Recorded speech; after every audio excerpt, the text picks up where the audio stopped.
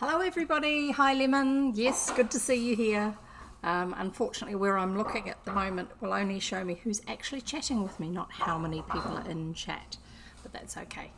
So I'm just having a nice warm hot cup of coffee because the weather's cooled down over here in New Zealand, just in case you didn't know where we are. I know Lemon does, but anyone else who's watching later on. So, what we're going to be doing today is reading the next chapter or two of The Wind and the Willows by Kenneth Grahame. And where we're up to is chapter 10, The Further Adventures of Toad. Previous to this, last time we read, Mr. Toad escaped, didn't he? I think that was last time, where he got out of the prison. And we've also had a chapter about the possibility of travelling, because the water rat, that's Ratty, he had met another water rat who was going to sea on a boat, and he was pondering that possibility. So we'll see how it goes. Yes, we're having a good week over here. I'm really enjoying the fact that today is Friday, so we've got the weekend ahead of us, and I hope you're going to be enjoying that too. So without further ado, apart from having another mouthful of coffee, this is not my drink more water slot. Am I loud enough, or am I too loud or too quiet? Come on, Lemon, tell me. Waiting. Because I can change where the microphone is, but it does mean that you get more hum from the computer. Am I talking loud enough for you yet? Still waiting. I think I might move the microphone so that it picks up more of my voice. We'll see how we go. Right, so any hum is probably from the computer. Any crashes and bangs are probably because Joel's lighting the fire and splitting firewood and things like that. So here we go. Right, The Further Adventures of Toad. The front door of the hollow tree faced eastwards, so Toad was called at an early hour. Remember, he'd escaped and he was hiding in the woods in the middle of the night after having been on the last train. So Toad was called at an early hour, partly by the bright sunlight streaming in on him, partly by the exceeding coldness of his toes, which made him dream that he was at home and in bed in his own handsome room with the Tudor window on a cold winter's night, and his bedclothes had got up, grumbling and protesting, and they couldn't stand the cold any longer, and had run downstairs to the kitchen fire to warm themselves, and he had followed on bare feet along miles and miles of icy stone-paved passages, arguing and beseeching them to be reasonable. He would probably have been aroused much earlier had he not slept for some weeks on straw over stone flags, and almost forgotten the friendly feeling of thick blankets pulled well up around the chin. So he'd got used to sleeping rough because of being in prison. Sitting up, he rubbed his eyes first and his complaining toes next, wondered for a moment where he was, looked round for a familiar stone wall and little barred window, which he'd been seeing recently, then with a leap of the heart remembered everything, his escape, his flight, his pursuit, remembered first and best of all that he was free. Free!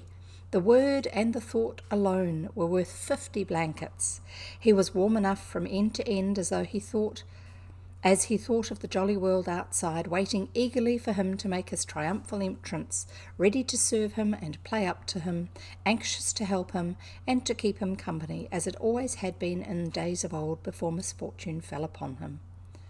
He shook himself and combed the dry leaves out of his hair with his fingers, and his toilet complete, marched forth into the comfortable morning sun, cold but confident, hungry but hopeful, all nervous terrors of yesterday dispelled by the rest and sleep and frank and heartening sunshine. He had the world all to himself that early summer morning. The dewy woodland, as he threaded it, was solitary and still. The green fields that succeeded the trees were his own to do as he liked with. The road itself, when he reached it in that loneliness that was everywhere, seemed like a stray dog, to be looking anxiously for company. Toad, however, was looking for something that could talk and tell him clearly which way he ought to go. It was all very well when you have a light heart and a clear conscience and money in your pocket, and nobody scouring the country for you to drag you off to prison again, to follow whither the road beckons and points, not caring whither. The practical Toad cared very much indeed, and he could have kicked the road for its helpless silence when every minute was of importance to him. The reserved rustic road was presently joined by a shy little brother in the shape of a canal, which took its hand and ambled along by its side in perfect confidence, but with the same tongue-tied, uncommunicative attitude towards strangers. "Bother them," said Toad to himself, "but anyhow one thing's clear, they must both be coming from somewhere and going to somewhere. You can't get over that, Toad, my boy." So he marched on patiently by the water's edge. Round a bend in the canal came plodding a solitary horse, stooping forward as if in anxious thought. From rope traces attached to his collar stretched a long line, taut but dipping with his stride, the further part of it dripping pearly drops. The Toad let the horse pass and stood waiting for what the fates were sending him. With a pleasant swirl of quiet water at its blunt bow, the barge slid up alongside him, its gaily painted gunwale level with the towing path. Its sole occupant, a big stout woman, wearing a linen sunbonnet, one brawny arm laid along the tiller. "A nice morning, ma'am," she remarked to Toad, as she drew up level with him. "I dare say it is, ma'am," responded Toad politely, as he walked along the towpath abreast of her. "I dare say it is a nice morning to them that's not in sore trouble like what I am. Here's my married daughter. She sends off to me post-haste to come to her at once, so off I comes, not knowing what may be happening or going to happen, but fearing the worst, as you will understand, ma'am, if you're a mother too. And I've left my business to look after itself. I'm in the washing and laundering line, you must know, ma'am, and I've left my young children to look after themselves, and a more mischievous and troublesome set of young imps doesn't exist, ma'am. And I've lost all my money and lost my way, and as for what may be happening to my married daughter, why, I don't like to think of it, ma'am." "Where might your married daughter be living, ma'am?" asked the bargewoman. "She lives near to the river, ma'am," replied Toad, "close to a fine house called Toad Hall. That's somewheres hereabouts in these parts. Perhaps you may have heard of it." "Toad Hall? Why, I'm going that way myself," replied the bargewoman. "This canal joins the river some miles further on, a little above Toad Hall, and then it's an easy walk. You come along in the barge with me and I'll give you a lift." She steered the barge close to the bank, and Toad, with many humble and grateful acknowledgments, stepped lightly on board and sat down with great satisfaction. "Toad's luck again," thought he. "I always come out on top." "So you're in the washing business, ma'am," said the bargewoman politely as they glided along. "And a very good business you've got too, I dare say, if I'm not making too free in saying so." "Finest business in the whole country," said Toad airily. "All the gentry come to me, wouldn't go to anyone else if they were paid. They know me so well. You see, I understand my work thoroughly and attend to it all myself. Washing, ironing, clear starching, making up gents' fine shirts for evening wear, everything's done under my own eye." "But surely you don't do all that work yourself, ma'am?" asked the bargewoman respectfully. "Oh, I have girls," said the Toad lightly. 20 girls or thereabouts, always at work, but you know what girls are, ma'am. Nasty little hussies, that's what I call 'em." "So do I too," said the bargewoman with great heartiness. But I dare say you set yours to rights, the idle trollops. And are you very fond of washing?" Excuse me. "I love it," said Toad. "I simply dote on it. Never so happy as when I've got both arms in the wash tub. But then it comes so easy to me, no trouble at all, a real pleasure, I assure you, ma'am." "What a bit of luck meeting you," observed the bargewoman thoughtfully. "A regular piece of good fortune for both of us." "Why, what do you mean?" asked Toad nervously. Well, look at me now, replied the bargewoman. I like washing too, just the same as you do, and for that matter, whether I like it or not, I have got to do all my own, naturally, moving about as I do. Now my husband, he's such a fellow for shirking his work and leaving the barge to me, that never a moment do I get for seeing to my own affairs. By rights, he ought to be here now, either steering or attending to the horse, though luckily the horse has sense enough to attend to himself. Instead of which, he's gone off with the dog, you see, to see if they can't pick up a rabbit for dinner somewhere. Says he'll catch me up at the next lock. Well, that's as may be. I don't trust him once he gets off with that dog. Who's worse than he is, but meantime, how am I to get on with my washing? Oh, never mind about the washing, said Toad, not liking the subject. Try and fix your mind on that rabbit. A nice fat young rabbit, I'll be bound. Got any onions? I can't fix my mind on anything but my washing, said the bargewoman, and I wonder you can be talking of rabbits with such a joyful prospect before you. There's a heap of things of mine that you'll find in a corner of the cabin. If you'll just take one or two of the most necessary sort, I won't venture to describe them to a lady like you, but you'll recognise them at a glance, and put them through the wash-tub as we go along. Why, it'll be a pleasure to you, as you rightly say, and a real help to me. You'll find a tub handy and soap, and a kettle on the stove, and a bucket to haul up water from the canal with. Then I shall know you're enjoying yourself instead of sitting here idle, looking at the scenery and yawning your head off. Here, you let me steer, said Toad, now thoroughly frightened, and then you can get on with your washing your own way. I might spoil your things or not do them as you like. I'm more used to gentlemen's things myself. It's my special line. Let you steer, replied the bargewoman, laughing. It takes some practice to steer a barge properly. Besides, it's dull work, and I want you to be happy. No, you shall do the washing you are so fond of, and I'll stick to the steering that I understand. Don't try and deprive me of the pleasure of giving you a treat. Toad was fairly cornered. He looked for escape this way and that, and saw that he was too far from the bank for a flying leap, and sullenly resigned himself to his fate. If it comes to that, he thought in desperation, I suppose any fool can wash. He fetched tub, soap, and other necessaries from the cabin, selected a few garments at random, tried to recollect what he had seen in casual glances through laundry windows, and set to. A long half-hour passed, and every minute of it saw Toad getting crosser and crosser. Nothing that he could do to the things seemed to please them or do them good. He tried coaxing, he tried slapping, he tried punching. They smiled back at him out of the tub, unconverted, happy in their original sin. Once or twice he looked nervously over his shoulder at the bargewoman, but she appeared to be gazing out in front of her, absorbed in her steering. His back ached badly, and he noticed with dismay that his paws were beginning to get all crinkly. Now Toad was very proud of his paws. He muttered under his breath words that should never pass the lips of either washerwoman or Toads, and lost the soap for the 50th time. A burst of laughter made him straighten himself and look around. The bargewoman was leaning back and laughing unrestrainedly till tears ran down her cheeks. I've been watching you all the time, she gasped. I thought you must be humbug all along, from the conceited way you talked. Pretty washerwoman you are. Never washed so much as a dishcloth in your life, I'll lay.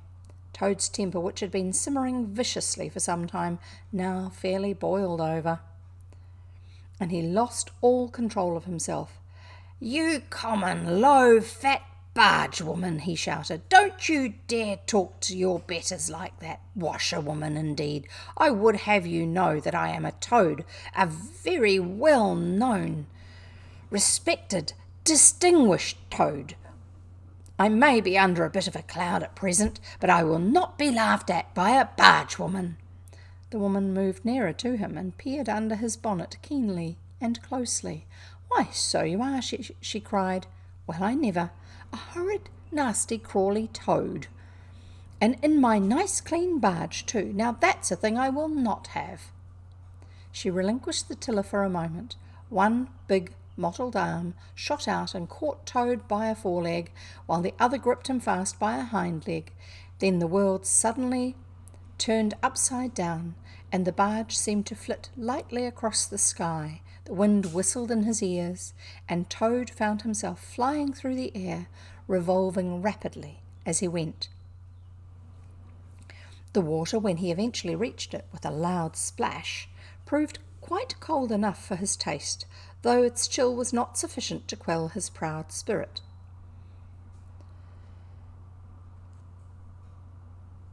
Or slake the heat of his furious temper. He rose to the surface spluttering, and when he had wiped the duckweed out of his eyes, the first thing he saw was the fat barge woman looking back at him over the stern of the retreating barge and laughing. And he vowed, as he coughed and choked, to be even with her. He struck out for the shore, but the cotton gown greatly impeded his efforts, and when at length he touched land he found it hard to climb up the steep bank unassisted. He had to take a minute or two's rest to recover his breath.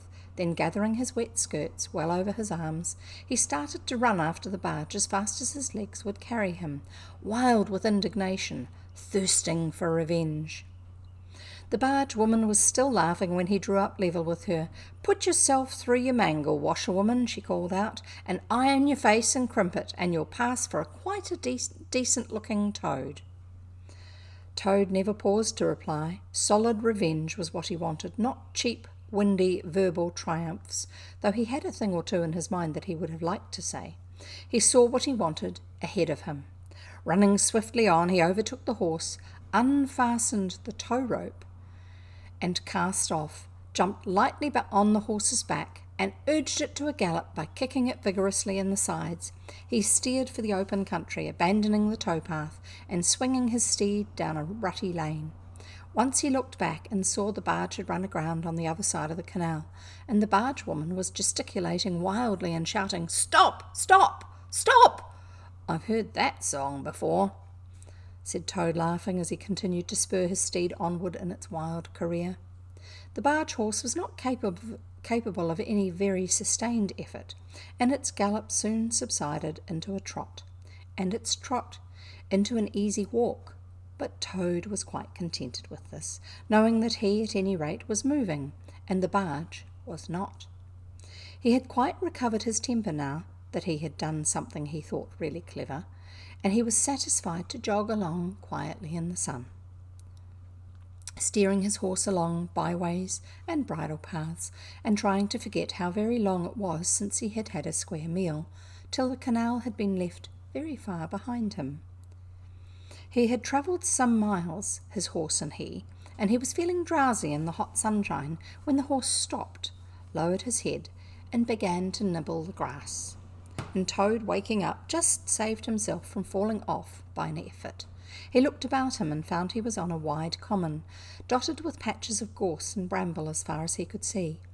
Near him stood a dingy gypsy caravan, and beside it a man was sitting on a bucket, turned upside down, very busy smoking and staring into the wide world. A fire of sticks was burning nearby, and over the fire hung an iron pot, and out of that pot came forth bubblings and gurglings and a vague suggestive steaminess.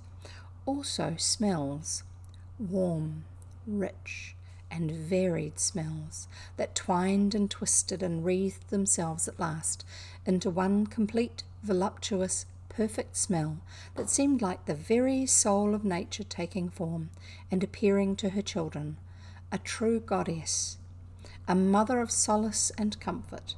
Toad now knew well that he had not been really hungry before. What he had felt earlier in the day had been a mere trifling qualm. This was the real thing at last, and no mistake, and it would have to be dealt with speedily too, or there would be trouble for somebody or other, somebody or something.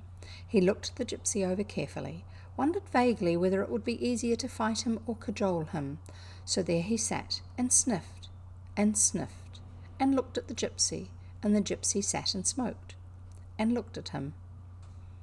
Presently the gypsy took his pipe out of his mouth and remarked in a careless way, "Want to sell that there horse of yours?" Toad was completely taken aback. He did not know that the gypsies were very fond of horse stealing and never missed an opportunity, and he had not reflected that caravans were always on the move and took a great deal of drawing. It had not occurred to him to turn the horse into cash, but the gypsy's suggestion seemed to smooth the way towards the two things he wanted so badly: ready money and a solid breakfast. "What?" he said. "Me sell this beautiful young horse of mine? Oh no, it's out of the question. Who's going to take the washing home to my customers every week? Besides, I'm too fond of him and he simply dotes on me." "Try and love a donkey," suggested the gypsy. "Some people do." "You don't seem to see," continued Toad, "that this fine horse of mine is a cut above you altogether. He's a bloody horse. A blood horse. Not covered in blood, but a breed. He's a blood horse, he is, partly. Not the part you see, of course, another part. And he's been a prize hackney, too, in his time." A hackney was a type of horse-drawn carriage that was used as a cab, a hackney cab, which is the modern equivalent would be a taxi. So a prize hackney was probably a horse that drew one of those cabs. "That was the time before you knew him, but you can still tell it on him at a glance if you understand anything about horses. No, it's not to be thought of for a moment. All the same, how much might you be disposed to offer me for this beautiful young horse of mine?" The gypsy looked the horse over, and then he looked Toad over again with equal care and looked at the horse again. "Shilling a leg," he said briefly, and turned away, continuing to smoke and try to stare the world out of countenance. "A shilling a leg?" cried the Toad. "If you please, I must take a little time to work that out and see just what it comes to." He climbed down off his horse and left it to graze, and sat down by the gypsy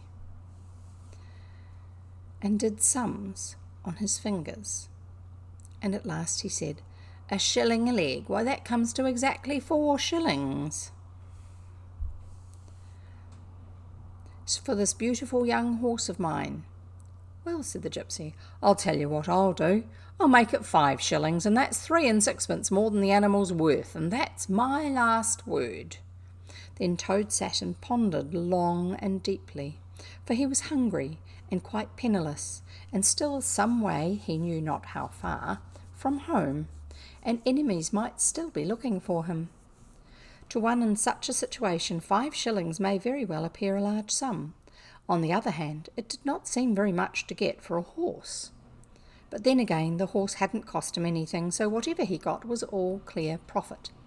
At last he said firmly, "Look here, gypsy, I tell you what we'll do, and this is my last word. You shall hand me over 6 shillings and 6pence cash down, and further, in addition thereto, you shall give me as much breakfast as I can possibly eat, at one sitting, of course, out of that iron pot of yours that keeps sending forth such delicious and exciting smells. In return, I will make over to you my spirited young horse with all the beautiful harness and trappings that are on him, freely thrown in. If that's not good enough for you, say so, and I'll be getting on. I know a man near here who's wanted this horse of mine for years." The gypsy grumbled frightfully and declared if he did a few more deals of that sort he'd be ruined, but in the end he lugged a dirty canvas bag out of the depths of his trouser pocket and counted out 6 shillings and 6pence into Toad's paw. Then he disappeared into the caravan for an instant and returned with a large iron plate and a knife, fork and spoon. He tilted up the pot and a glorious stream of hot, rich stew gurgled into the plate. It was indeed the most beautiful stew in the world, being made of partridges and pheasants and chickens and hares and rabbits and peahens and guinea fowls and 1 or 2 other things. Toad took the plate on his lap, almost crying, and stuffed and stuffed and stuffed, and kept asking for more, and the gypsy never grudged it to him. He thought that he had never eaten so good a breakfast in all his life. When Toad had taken as much stew on board as he thought he could possibly hold, he got up and said good-bye to the gypsy, and took an affectionate farewell of the horse, and the gypsy, who knew the riverside well, gave him directions which way to go, and he set forth on his travels again, in the best possible spirits. He was indeed a very different Toad from the animal of an hour ago. The sun was shining brightly, his wet clothes were quite dry again, he had money in his pocket once more, he was nearing home and friends and safety, and most and best of all, he had had a substantial meal, hot and nourishing, and felt big and strong and careless and self-confident. As he tramped along gaily, he thought of his adventures and escapes, and how, when things seemed at their very worst, he had always managed to find a way out. And his pride and conceit began to swell within him. "Ho, ho," he said to himself as he marched along with his chin in the air, "what a clever Toad I am! There is surely no animal equal to me for cleverness in the whole world.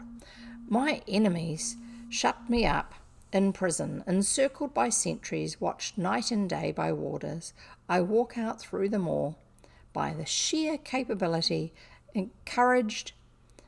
coupled with courage, they pursue me with engines and policemen and revolvers. I snap my fingers at them and vanish laughing into space. I am, unfortunately, thrown into a canal by a woman, fat of body and very evil-minded. What of it? I swim ashore. I seize her horse. I ride off in triumph, and I sell the horse for a whole pocketful of money and an excellent breakfast. Ho, ho! I'm the Toad, the handsome, the popular, the successful Toad." He got so puffed up with conceit that he made up a song as he walked in praise of himself, and sang it at the top of his voice, though there was no one to hear it but him. It was perhaps the most conceited song that any animal ever composed. Now, I'm going to pause here because I have a phone call has just come in that I need to take. So I'm going to mute the microphone and just step out of the room for a minute, and you can get yourself a snack and a drink of water or something else that you might like, and I'll be back shortly. So, excuse me. That's my chair, and you're now muted.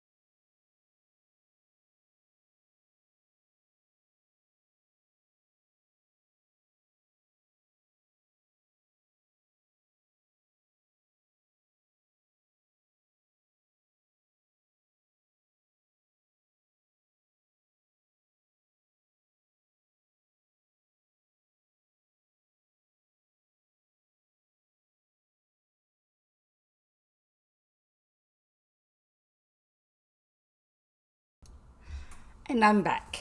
There you go. No urgent things, just people wanting to catch up with me, so I'll do that a bit later on. Yes, bright colours are more me than other ones. Right, here we go. And here is Toad's song. It was perhaps the most conceited song that any animal had ever composed. And I will read it in a normal voice, not a toad voice.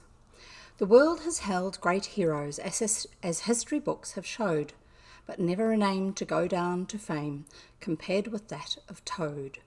The clever men at Oxford know all that there is to be knowed, but they none of them shall know one half as much as intelligent Mr. Toad. The animals sat in the ark and cried, their tears in torrents flowed. Who was it said, "There's land ahead," encouraging Mr. Toad? The army all saluted as they marched along the road. Was it the King or Kitchener? No, it was Mr. Toad. The Queen and her ladies in waiting sat at the window and sewed. She cried, "Look, who's that handsome man?" They answered, "Mr. Toad."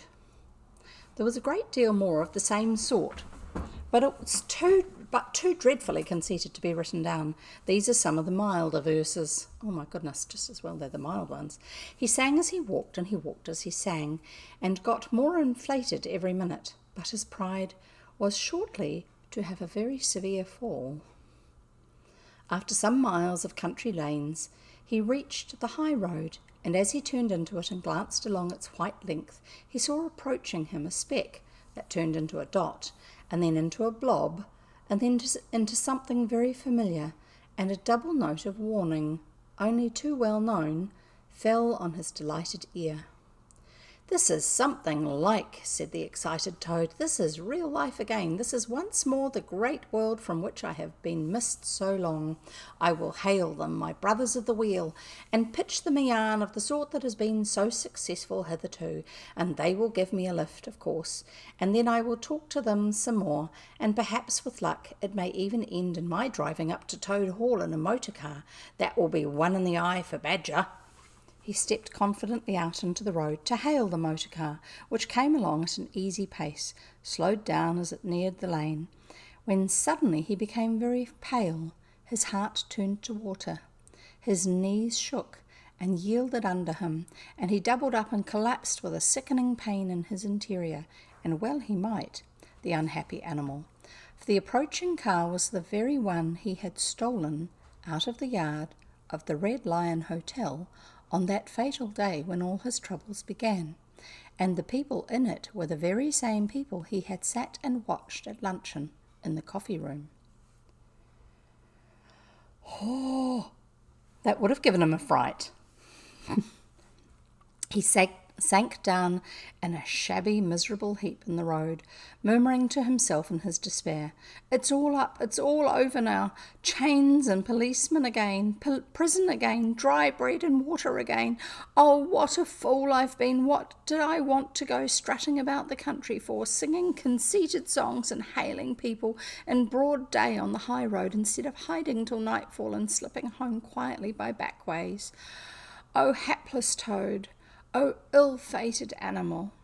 The terrible motor car drew slowly nearer and nearer, till at last he heard it stop just short of him. Two gentlemen got out and walked round the trembling heap of crumpled misery lying in the road. And one of them said, "Oh dear, this is very sad. Here is a poor old thing, a washerwoman apparently, who has fainted in the road.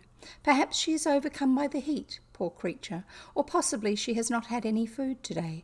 Let us lift her into the car and take her to the nearest village where doubtless she has friends."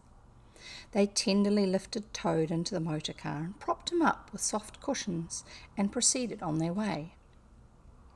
When Toad heard them talk in so kind and sympathetic a way and knew that he was not recognised, his courage began to revive, and he cautiously opened first one eye and then the other.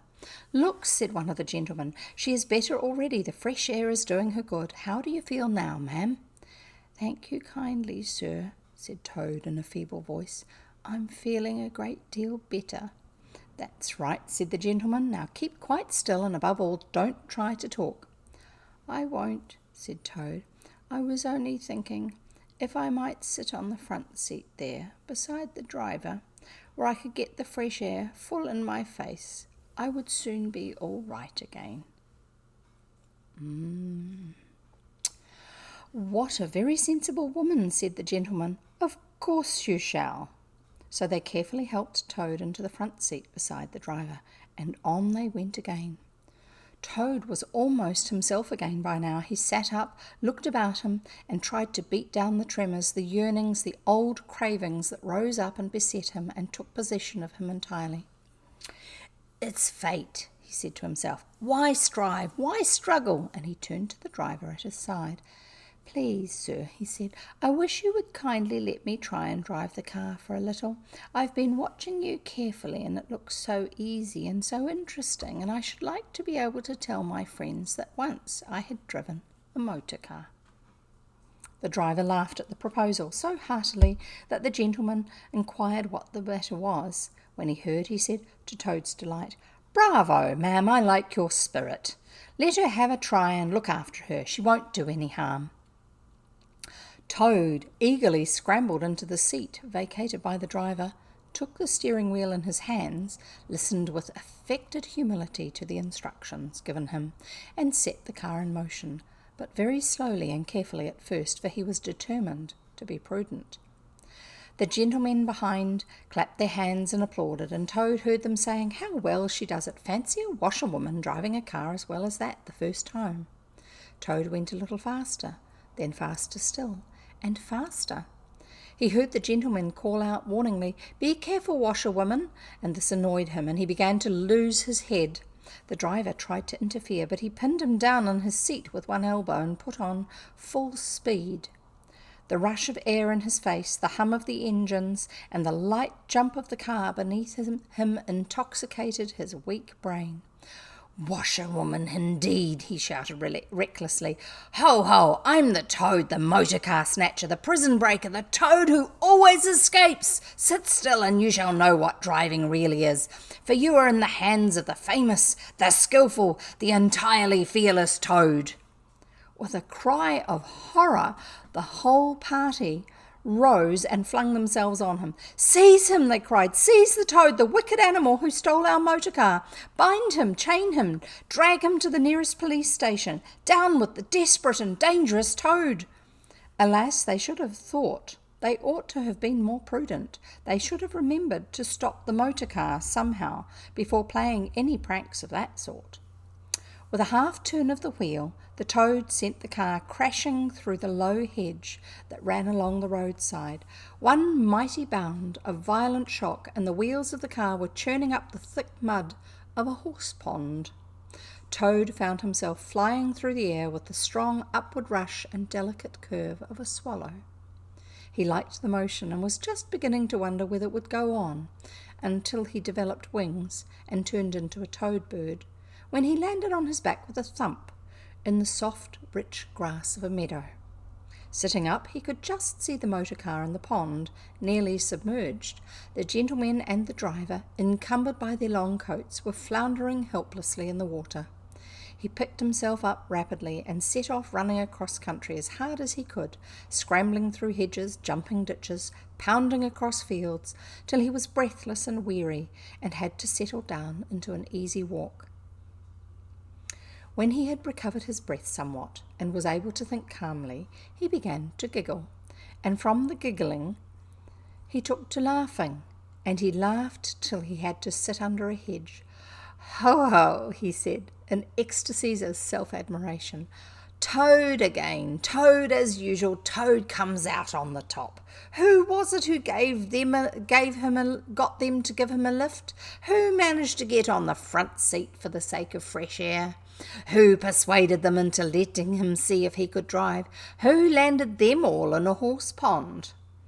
Who escaped flying gaily and unscathed through the air, leaving the narrow-minded, grudging, timid excursionists in the mud where they should rightly be? Why, Toad, of course. Clever Toad, great Toad, good Toad." Then he burst into song again and chanted with uplifted voice, "The motor car went boop, boop, boop."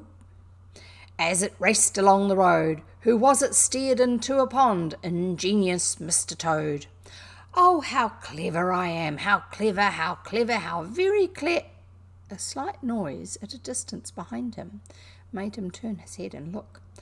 Oh, horror, oh, misery, oh, despair.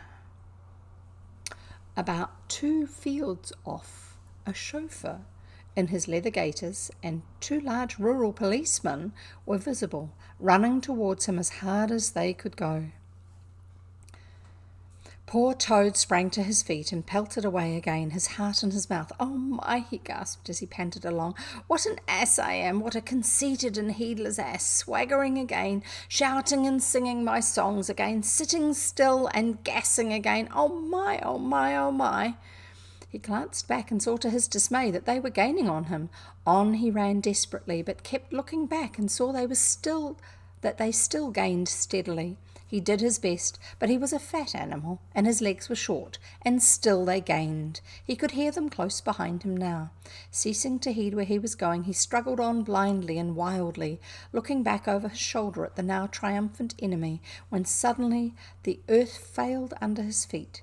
He grasped at the air, and splash, he found himself head over ears in deep water, rapid water that bore him along with a force he could not contend with, and he knew that in his blind panic he had run straight into the river.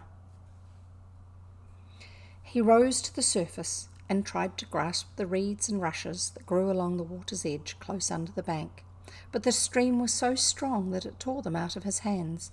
Oh my, gasped poor Toad, if I ever steal a motor car again, if I shall ever sing another conceited song. Then down he went, and came up breathless and spluttering. Presently he saw that he was approaching a big dark hole in the bank, just above his head, and as the stream bore him past, he reached up with a paw, and caught hold of the edge and held on. Then slowly, and with difficulty, he drew himself up out of the water, till at last he was able to rest his elbows on the edge of the hole. There he remained for some minutes, puffing and panting, for he was quite exhausted. As he sighed and blew and stared before him into the dark hole, some bright small thing shone and twinkled in its depths, moving towards him. As it approached, a face grew up gradually round it, and it was a familiar face, brown and small, with whiskers, grave and round, with neat ears and silky hair. It was the water rat. And that's the end of chapter 10, so it's time to have a drink of water and see if there's any comments I need to make on anything. Have you got your water? Go on, go and get it.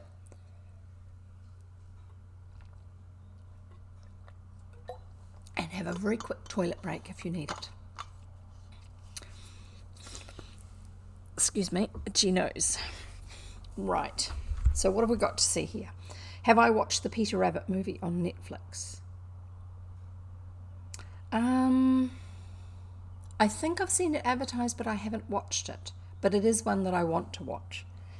So that will be one that I will watch sometime, even if I haven't been able to yet, obviously. I don't think I've seen it. I've probably seen old versions of it. It's a story that's been made into movies and TV series at different times. I've seen animated ones of it, old style animation where they draw a picture and someone tells you the story and then there's a very slight change to the picture and it's the next scene sort of thing. But no, I'm pretty sure I haven't actually seen the new version of the movie. I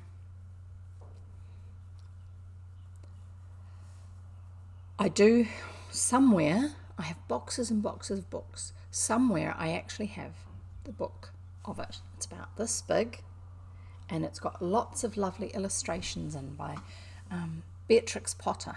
She used to do the illustrations herself as well as write the stories. So I'm looking forward to reading that sometime.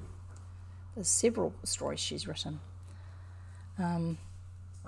So these are like a more grown-up version of her stories just because the story is a longer one overall. So What else has been happening? Yes, my phone call. There was nothing wrong there. That was someone wanting to catch up with me. Yes, sometimes when you write comments for me, it doesn't show up for me straight away, just because the way the stream works, the timing is a little bit off between the two. And I hope that everyone who needs to go and get a snack has got them a snack. Are you having supper, or are you having afternoon tea, or are you having morning tea? After this, I'll be having a snack.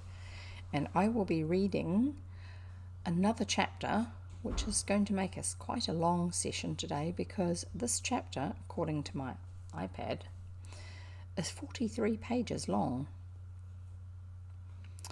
So, and it's going to be chapter 11. We'll see how far through the book we are.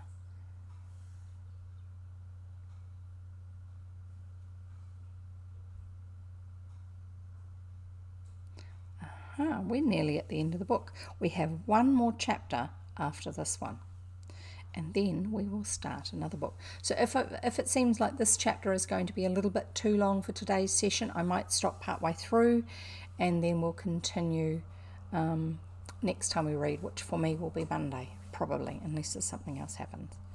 So I don't think I've got any other meetings I've got to go to, but we'll see. So I'm going to continue with chapter 11. Like summer tempests came his tears. And it's a quote from somewhere, I'm not sure. I'm guessing it's from a poem that the author knew quite well. The rat put out a neat little brown paw, gripped Toad firmly by the scruff of the neck, and gave a great hoist and a pull, and the waterlogged Toad came up slowly but surely over the edge of the hole, till at last he stood safe and sound in the hall, streaked with mud and weed, to be sure, and with the water streaming off him, but happy and high-spirited as of old, now that he had found himself once more in the house of a friend, and dodgings and evasions were over, and he could lay aside a disguise that was unworthy of his position, and wanted such a lot of living up to. "Oh, Ratty," he cried, "I've been through such times since I saw you last, you can't think. Such trials, such sufferings, and all so nobly borne. Then such escapes, such disguises, such subterfuges, and so all so cleverly planned and carried out. Been in prison, got out of it, of course. Been thrown into a canal, swam ashore. Stole a horse, sold him for a large sum of money. Humbugged everybody, made 'em all do exactly what I wanted. Oh, I am a smart Toad, and no mistake. What do you think my last exploit was? Just hold on till I tell you."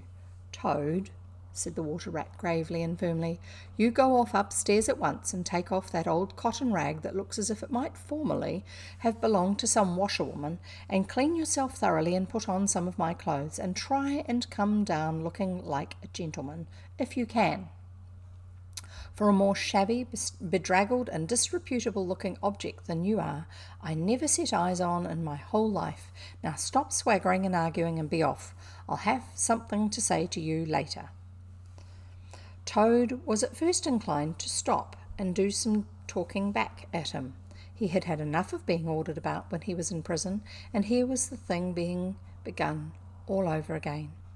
Apparently, and by a rat too. However, he caught sight of himself in the looking-glass over the hat-stand, with the rusty black bonnet perched rakishly over one eye, and changed his mind, and went very quickly and humbly upstairs to the rat's dressing-room.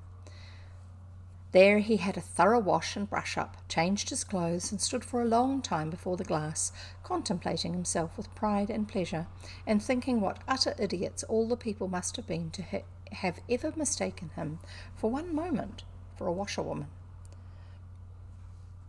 By the time he came down again, luncheon was on the table, and very glad Toad was to see it, for he had been through some trying experiences, and had taken much hard exercise since the excellent breakfast provided for him by the gypsy. While they ate, Toad told the rat all his adventures, dwelling chiefly on his own cleverness, and presence of mind in emergencies, and cunning in tight places, and rather making out that he had been having a gay and high-coloured experience. But the more he talked and boasted, the more grave and silent the rat became. When at last Toad had talked himself to a standstill, there was silence for a while, and then the rat said, "Now, Toad, I don't want to give you pain after all you've been through already, but seriously, don't you see what an awful ass you've been making of yourself? On your own admission, you have been handcuffed, imprisoned, starved, chased, terrified out of your life, insulted, jeered at, and ignominiously flung into the water. By a woman, too. Where's the amusement in all that? Where does the fun come from? And all because you must needs go and steal a motor car. You know that you've never had anything but trouble from motor cars from the moment you first set eyes on one. But if you will be mixed up with them, as you generally are, 5 minutes after you've started, why steal them? Be a cripple if you think it's exciting. Be a bankrupt for a change if you've set your mind to it. But why choose to be a convict? When are you going to be sensible and think of your friends and try and be a credit to them? Do you suppose it's any pleasure for me, for instance, to hear animals saying as I go about that I'm the chap that keeps company with jailbirds? Now, it was a very comforting point in Toad's character that he was a thoroughly good-hearted animal and never minded being jawed by those who were his real friends, and even when most set upon a thing, he was always able to see the other side of the question.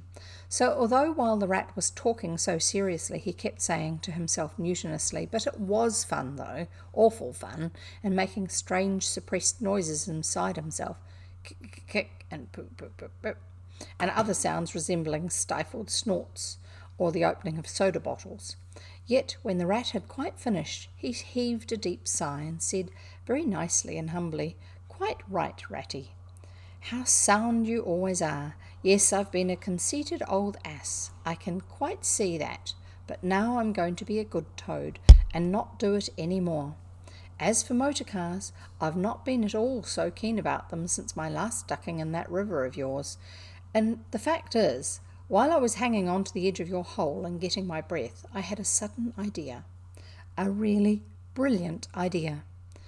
Connected with motorboats. There, don't take on so, old chap, and stamp and upset things. It was only an idea, and we won't talk any more about it now. We'll have our coffee and a smoke and a quiet chat, and then I'm going to stroll quietly down to Toad Hall and get into clothes of my own and set things going again on the old lines. I've had enough of adventures. I shall lead a quiet, steady, respectable life, pottering about my property and improving it, and doing a little landscape gardening at times. There will always be a bit of dinner for my friends when they come to see me, and I shall keep a pony chaise to jog about the country in, just as I used to in the good old days before I got restless and wanted to do things." "Stroll quietly down to Toad Hall," cried the rat, greatly excited. "What are you talking about? Do you mean to say you haven't heard?" "Heard what?" asked Toad, turning rather pale. "Go on, Ratty, quick, don't spare me. What haven't I heard?" "Do you mean to tell me," shouted the rat, thumping his little fist upon the table, "that you've heard nothing about the stoats and the weasels?" "What? The wild wooders?" cried Toad, trembling in every limb. "No, not a word. What have they been doing?" "And how they've been and taken Toad Hall," continued the rat. Toad leaned his elbows on the table and his chin on his paws, and a large tear welled up in each of his eyes, overflowed, and splashed on the table. Plop, plop. "Go on, Ratty," he murmured presently. "Tell me all. The worst is over. I am an animal again. I can bear it." "When you got into that trouble of yours," said the rat slowly and impressively, "I mean when you disappeared from society for a time over that misunderstanding about a machine, you know." Toad merely nodded. "Well, it was a good deal talked about down here naturally," continued the rat, "not only along the riverside, but even in the wild woods. Animals took sides, as always happens. The river bankers stuck up for you and said you had been infamously treated, and there was no justice to be had in the land nowadays. But the wildwood animals said hard things and served you right, and it was time this sort of thing was stopped. and they got very cocky and went about saying you were done for this time. You would never come back again. Never, never. Toad nodded once more, keeping silence. That's the sort of little beasts they are, the rat went on. But Mole and Badger, they stuck out through thick and thin. Sorry, this is Rat talking. But Mole and Badger, they stuck out through thick and thin that you would come back again soon somehow. They didn't know exactly how, but somehow. Toad began to sit up in his chair again and to smirk a little. They argued from history, continued the Rat. They said that no criminal laws had ever been known to prevail against cheek and plausibility such as yours, combined with the power of a long purse. So they arranged to move their things into Toad Hall and sleep there and keep it aired and have it all ready for you when you turned up. They didn't guess what was going to happen, of course. Still, they had their suspicions of the wild wood animals. Now I come to the most painful and tragic part of my story. One dark night, it was a very dark night, and blowing hard too, and raining simply cats and dogs, a band of weasels, armed to the teeth, crept silently up the carriage drive to the front entrance. Simultaneously, a body of desperate ferrets advancing through the kitchen garden possessed themselves of the backyard and offices, while a company of skirmishing stoats, who stuck at nothing, occupied the conservatory and the billiard room, and held the French windows opening onto the lawn. The Mole and Badger were sitting by the fire in the smoking room, telling stories and suspecting nothing, for it wasn't a night for any animals to be out in, when those bloodthirsty villains broke down the doors and rushed in upon them from every side. They made the best fight they could, but what was the good? They were unarmed and taken by surprise, and what can two animals do against hundreds?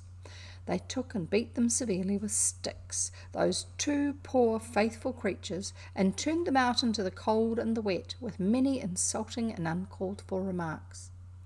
Here the unfeeling Toad broke into a snigger, then pulled himself together and tried to look particularly solemn. And the wild wooders have been living in Toad Hall ever since, continued the Rat, and going on simply anyhow, lying in bed half the day and breakfast at all hours, and the place in such a mess, I'm told, it's not fit to be seen, eating your grub and drinking your drink and making bad jokes about you and singing vulgar songs about prisons and magistrates and policemen, horrid personal songs with no humour in them, and they're telling the tradespeople and everybody that they've come to stay for good. Oh, have they? Said Toad, getting up and seizing a stick. I'll jolly soon see about that. It's no good, Toad, called the Rat after him. You'd better come back and sit down. You'll only get into trouble. But the Toad was off, and there was no holding him. He marched rapidly down the road, his stick over his shoulder, fuming and muttering to himself in his anger, till he got near his front gate, when suddenly there popped up from behind the palings a long yellow ferret with a gun. Who comes there? Said the ferret sharply. Stuff and nonsense, said the Toad very angrily. What do you mean by talking like that to me? Come out of that at once, or I'll... The ferret said never a word, but he brought his gun up to his shoulder. Toad prudently dropped flat in the road, and bang! A bullet whistled over his head. The startled Toad scrambled to his feet and scampered down the road as hard as he could, and as he ran, he heard the ferret laughing, and other horrid little thin laughs, taking it up and carrying on the sound. He went back, very crestfallen, and told the Water Rat. What did I tell you? Said the Rat. It's no good. They've got sentries posted and they're all armed. You must just wait. Still, Toad was not inclined to give in all at once, so he got out the boat and set off rowing up the river to where the garden front of Toad Hall came down to the waterside. Arriving within sight of his old home, he rested on his oars and surveyed the land cautiously. All seemed very peaceful and deserted and quiet. He could see the whole front of Toad Hall, glowing in the evening sunshine, the pigeons settling by twos and threes along the straight line of the roof, the garden a blaze of flowers, the creek that led up to the boathouse, the little wooden bridge that crossed it, all tranquil, uninhabited, apparently waiting for his return. He would try the boathouse first, he thought. Very warily he paddled up to the mouth of the creek and was just passing under the bridge when, crash! A great stone dropped from above, smashed through the bottom of the boat. It filled and sank, and Toad found himself struggling in deep water.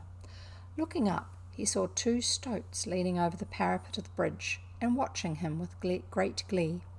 "It'll be your head next time, Toady," they called out to him. The indignant Toad swam to shore, while the stoats laughed and laughed, supporting each other, and laughed again, till they nearly had two fits, that is, one fit each, of course. The Toad retraced his weary way on foot, and related his disappointing experiences to the Water Rat once more. "Well, what did I tell you?" said the Rat very crossly. "And now look here, see what you've been and done. Lost me my boat that I was so fond of. That's what you've done. And simply ruined that nice suit of clothes that I lent you. Really, Toad, of all the trying animals, I wonder you managed to keep any friends at all." The Toad saw at once how wrongly and foolishly he had acted. He admitted his errors and wrong-headedness, and made a full apology to Rat for losing his boat and spoiling his clothes. And he wound up by saying, with that frank self-surrender which always disarmed his friends' criticism and won them back to his side, "Ratty, I see that I have been a headstrong and wilful Toad. Henceforth, believe me, I will be humble and submissive, and will take no action without your kind advice and full approval." "If that is really so," said the good-natured Rat, already appeased, "then my advice to you is, considering the lateness of the hour, to sit down and have your supper, which will be on the table in a minute, and be very patient, for I am convinced that we can do nothing until we have seen the Mole and the Badger, and heard their latest news, and held conference, and taken their advice in this difficult matter." "Ah, yes, of course, the Mole and the Badger," said Toad lightly. "What's become of them, the dear fellows? I had forgotten all about them." "Well, may you ask?" said the Rat reproachfully. "While you were riding about the countryside in expensive motor cars, and galloping proudly on blood horses, and breakfasting on the fat of the land, those two poor devoted animals have been camping out in the open, in every sort of weather, living very rough by day and lying very hard by night, watching over your house, patrolling your boundaries, keeping a constant eye on the stoats and the weasels, scheming and planning and contriving how to get your property back for you. You don't deserve to have such true and loyal friends, Toad. You don't, really. Some day, when it's too late, you'll be sorry you didn't value them more while you had them." "I'm an ungrateful beast, I know," sobbed Toad, shedding bitter tears. "Let me go out and find them, out into the cold, dark night, and share their hardships, and try and prove by—" "Hold on a bit. Surely I heard the chink of dishes on a tray. Supper's here at last. Hooray! Come on, Ratty!" The Rat remembered that poor Toad had been on prison fare for a considerable time, and that large allowances had to be therefore made. He followed him to the table accordingly, and hospitably encouraged him in his gallant efforts to make up for past privations. They had just finished their meal and resumed their armchairs when there came a heavy knock at the door. Toad was nervous, but the Rat, nodding mysteriously at him, went straight up to the door and opened it, and in walked Mr. Badger.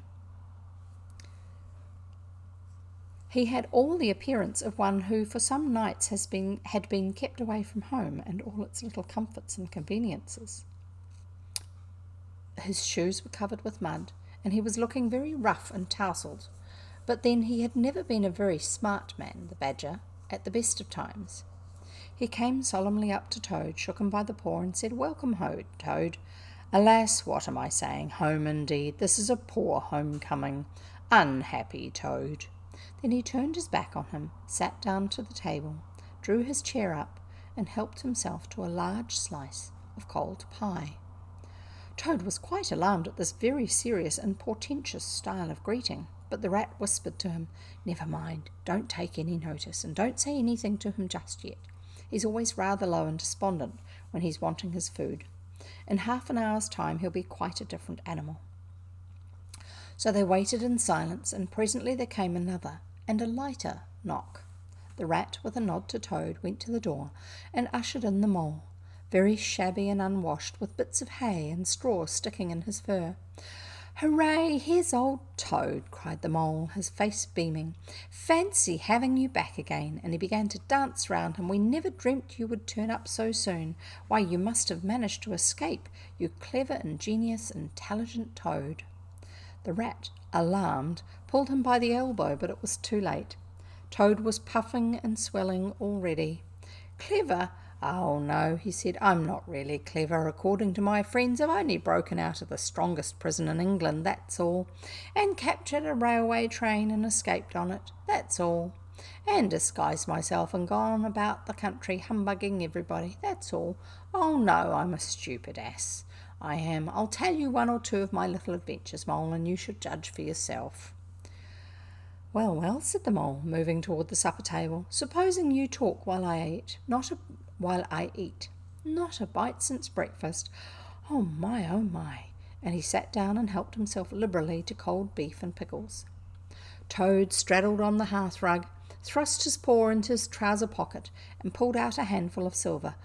"Look at that," he cried, displaying it. "That's not so bad, is it, for a few minutes' work? And how do you think I done it, Mole? Horse stealing, that's how I done it." "Go on, Toad," said Mole, immensely interested. "Toad, do be quiet, please," said the Rat. "And don't you egg him on, Mole, when you know what he is. But please tell us as soon as possible what the position is and what's best to be done, now that Toad is back at last." "The position's about as bad as it can be," replied the Mole grumpily. "And as for what's to be done, why, blessed if I know. The Badger and I have been round and round the place by day and by night. Always the same thing. Sentries posted everywhere, guns poked out at us, stones thrown at us, always an animal on the lookout. And when they see us, my, how they do laugh. That's what annoys me most." "It's a very difficult situation," said the Rat, reflecting deeply. "But I think I see now in the depths of my mind what Toad really ought to do. I will tell you. He ought to—" "No, he oughtn't," shouted the Mole with his mouth full. "Nothing of the sort. You don't understand. What he ought to do, what he ought to—" "Well, I shan't do it anyway," cried the Toad, getting excited. "I'm not going to be ordered about by you fellows. It's my house we're talking about, and I know exactly what to do, and I'll tell you. I'm going to—" By this time they were all three talking at once at the top of their voices, and the noise was simply deafening, when a thin, dry voice made itself heard saying, "Be quiet at once, all of you." And instantly everyone was silent. It was the Badger who, having finished his pie, had turned round in his chair and was looking at them severely. When he saw that he had secured their attention, and that they were evidently waiting for him to address them, he turned back to the table again and reached out for the cheese, and so great was the respect commanded by the solid qualities of that admirable animal that not another word was uttered until he had quite finished his repast and brushed the crumbs from his knees. The Toad fidgeted a great deal, but the Rat held him firmly down. When the Badger had quite done, he got up from his seat and stood before the fireplace, reflecting deeply. At last he spoke. "Toad," he said severely, "you bad, troublesome little animal, aren't you ashamed of yourself? What do you think your father, my old friend, would have said if he had been here tonight and had known of all your goings-on?" Toad, who was on the sofa by this time with his legs up, rolled over on his face, shaken by sobs of contrition. "There, there," went on the Badger more kindly. "Never mind, stop crying. We're going to let bygones be bygones and try and turn over a new leaf. But what the Mole says is quite true. The stoats are on guard at every point, and they make the best sentinels in the world. It's quite useless to think of attacking the place. They're too strong for us." "Then it's all over," sobbed the Toad, crying into the sofa cushions. "I shall go and enlist for a soldier and never see my dear Toad Hall any more." "Come, cheer up, Toady," said the Badger. "There are more ways of getting back a place than taking it by storm. I haven't said my last word yet. Now I'm going to tell you a great secret." Toad sat up slowly and dried his eyes. Secrets had an immense attraction for him, because he never could keep one, and he enjoyed the sort of unhallowed thrill he experienced when he went and told another animal after having faithfully promised not to. "There is an underground passage," said the Badger impressively, "that leads from the river bank quite near here, right up into the middle of Toad Hall." "Oh, nonsense, Badger," said Toad rather airily. "You've been listening to some of the yarns they spin in the public houses round here. I know every inch of Toad Hall inside and out. Nothing of the sort, I do assure you." "My young friend," said the Badger with great severity, "your father, who was a worthy animal, a lot worthier than some others I know, was a particular friend of mine and told me a great deal he wouldn't have dreamt of telling you. He discovered that passage. He didn't make it. Of course, that was done hundreds of years before he ever came to live here. But he repaired it and cleaned it out because he thought it might come in useful some day in case of trouble or danger, and he showed it to me. 'Don't let my son know about it,' he said. 'He's a good boy, but very light and volatile in character, and simply cannot hold his tongue. If he's ever in a real fix, it would be of use to him, and you may tell him about the secret passage, but not before.' The other animals looked hard at Toad to see how he would take it. Toad was inclined to be sulky at first, but he brightened up immediately like the good fellow he was. 'Well, well,' he said, 'perhaps I'm a bit of a talker, a popular fellow such as I am. My friends get round me, we chaff, we sparkle, we tell witty stories, and somehow my tongue gets wagging. I have the gift of conversation, I've been told. I ought to have a salon, whatever that might be. Never mind, go on, Badger. How's this passage of yours going to help us?' 'I've found out a thing or two lately,' continued the Badger. 'I got Otter to disguise himself as a sweep and call at the back door with brushes over his shoulder asking for a job.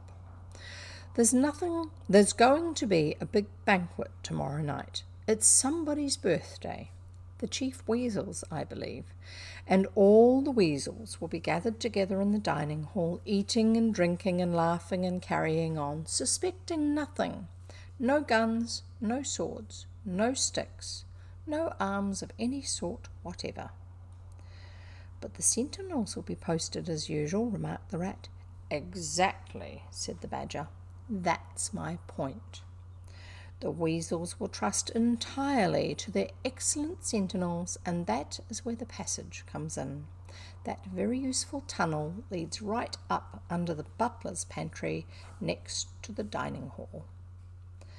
'Ah, that squeaky board in the butler's pantry,' said the Toad. 'Now I understand it.' 'We shall creep out quietly into the butler's pantry,' cried the Mole. 'With our pistols and swords and sticks,' shouted the Rat.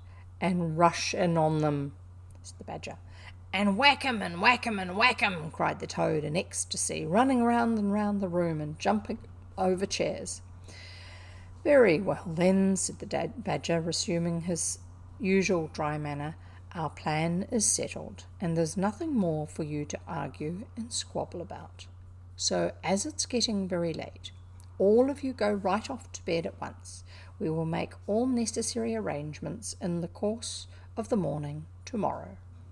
Toad, of course, went off to bed very dutifully with the rest. He knew better than to refuse, though he was feeling much too excited to sleep. But he had had a long day with many events crowded into it, and sheets and blankets were very friendly and comforting things after plain straw, and not too much of it, spread on the stone floor of a draughty cell, and his head had not been many seconds on his pillow before he was snoring happily. Naturally, he dreamt a good deal about roads that ran away from him just when he wanted them, and canals that chased him and caught him, and a barge that was sailing into the banqueting hall with his week's washing, just as he was giving a dinner party, and he was alone in the secret passage, pushing onwards, but it twisted and turned round and shook itself and sat up on its end, yet somehow at the last he found himself back in Toad Hall, safe and triumphant, with all his friends gathered round about him, earnestly assuring him that he really was a clever toad. He slept until a late hour next morning, and by the time he got down, he found that the other animals had finished their breakfast some time before. The mole had slipped off somewhere by himself without telling anyone where he was going to. The badger sat in the armchair reading the paper and not concerning himself in the slightest about what was going to happen that very evening.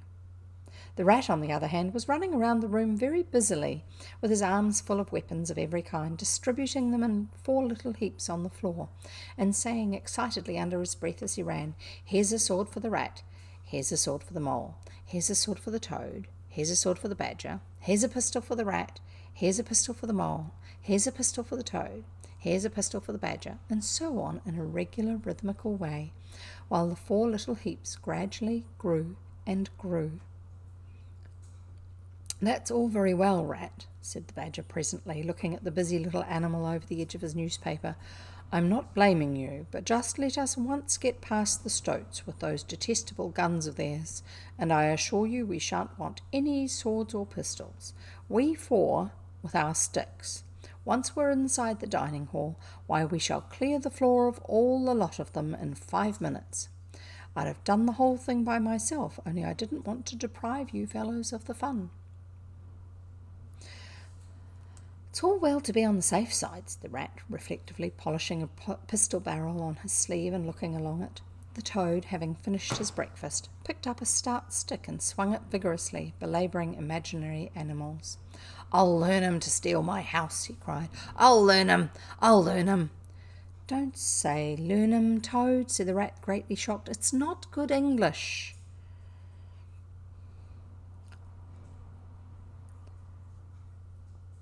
"What are you always nagging at Toad for?"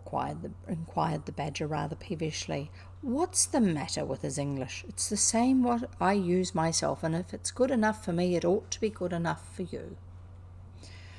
"I'm very sorry," said the rat humbly, "only I think it ought to be teach 'em, not learn 'em." "But we don't want to teach 'em," replied the badger. "We want to learn 'em, learn 'em, learn 'em, and what's more, we're going to do it, too."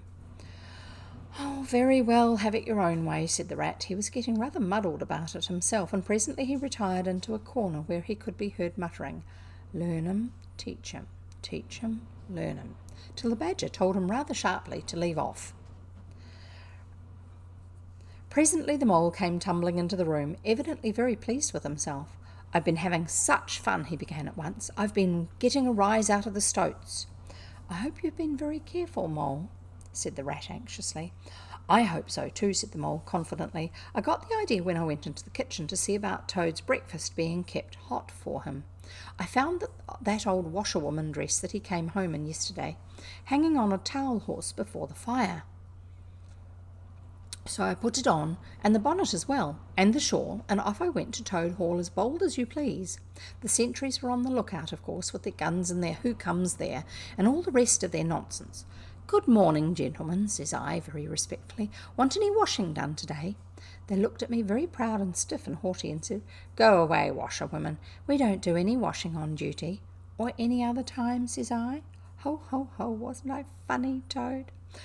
"Poor, frivolous animal," said the toad very loftily. The fact is, he felt exceedingly jealous of Mole for what he'd just done. It was exactly what he would have liked to have done himself, if only he had thought of it first and hadn't gone and overslept himself. "Some of the stoats turned quite pink," continued the mole, "and the sergeant in charge, he said to me very short, he said, 'Now run away, my good woman, run away. Don't keep my men idling and talking on their posts. Run away,' says I. 'It won't be me that'll be running away in a very short time from now.'" "Oh, Moley, how could you?" said the rat, dismayed. The badger laid down his paper. "I could see them pricking up their ears and looking at each other," went on the mole, "and the sergeant said to them, 'Never mind her, she doesn't know what she's talking about.'" "Oh, don't I?" said I. "Well, let me tell you this, my daughter. She washes for Mr. Badger, and that'll show you whether I know what I'm talking about, and you'll know pretty soon too. 100 bloodthirsty badgers, armed with rifles, are going to attack Toad Hall this very night by way of the paddock." 6 boatloads of rats with pistols and cutlasses will come up the river and effect a landing in the garden, while a picked body of toads, known as the diehards or the death and glory toads, will storm the orchard and carry everything before them, yelling for vengeance. There won't be much left of you to wash by the time they've done with you, unless you clear out while you have the chance. Then I ran away, and when I was out of sight I hid, and presently I came back, creeping back along the ditch, and took a peep at them through the hedge. They were all as nervous and as flustered as could be, running all ways at once and falling over each other and everyone giving orders to everybody else and not listening. The sergeant kept sending off parties of stoats to different parts of the grounds and then sending other fellows to fetch him back again. And I heard them saying to each other, "That's just like the weasels. They're there to stop comfortably in the banqueting hall and have feasting and toasts and songs and all sorts of fun, while we must stay on guard in the cold and the dark, and in the end be cut to pieces by bloodthirsty badgers." "Oh, you silly ass mole," cried the toad. "You've been and spoilt everything." "Mole," said the badger in his dry, quiet way, "I believe you have more sense in your little finger than some other animals have in the whole of their fat bodies. You have managed excellently, and I begin to have great hopes of you. Good mole. Clever mole." The toad was simply wild with jealousy, more especially as he couldn't make out for the life of him what the mole had done that was so particularly clever. But fortunately for him, before he could show temper or expose himself to the badger's sarcasm, the bell rang for luncheon. It was a simple but sustaining meal, bacon and broad beans and a macaroni pudding, and when they had quite done, the badger settled himself into an armchair and said, "Well, we've got our work cut out for us tonight, and it will probably be pretty late before we're quite through with it. So I'm just going to take 40 winks while I can." And he drew a handkerchief over his face and was soon snoring. The anxious and laborious rat had at once resumed his preparations and started running between his 4 little heaps, muttering, "Here's a belt for the rat, here's a belt for the mole, here's a belt for the toad, here's a belt for the badger," and so on, with every fresh accoutrement he produced, to which there seemed really no end.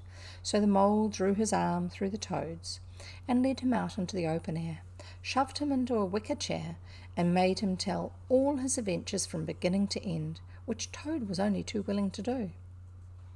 The mole was a good listener, and Toad, with no one to check his statements or to criticise in an unfriendly spirit, rather let himself go. Indeed, much that he related belonged more properly to the category of what might have happened had I only thought of it in time, instead of 10 minutes afterwards. Those are always the best and the raciest adventures, and why should they not be truly ours, as much as the somewhat inadequate things that really come off? And that's the end of the chapter. So we will be back probably Monday at 3 o'clock New Zealand time to read the last chapter of The Wind in the Willows, which is chapter 12, which is called The Return of Ulysses. So there you go. I'll catch up on your chatter. I see there's a few people in the chat now. Yes, I reckon houses need more secret rooms in them. That was one of the things that I wondered about when we were living in England. We lived there for 4 years in a really old building, which was actually over the stables, which were a part of the old building. Rooms with seed cakes. They do sound yummy. That's very good. Chopping wood. Yes, he's usually very good at chopping wood, aren't you, Joel? Yes, he's done really well with the fire. I can hear it crackling quietly in the background. Anyway, so there you go, and I've loved reading for you guys, and I look forward to reading some more. And I'm going to sign off now. Watch, I'm going to click the close button. Stop streaming now.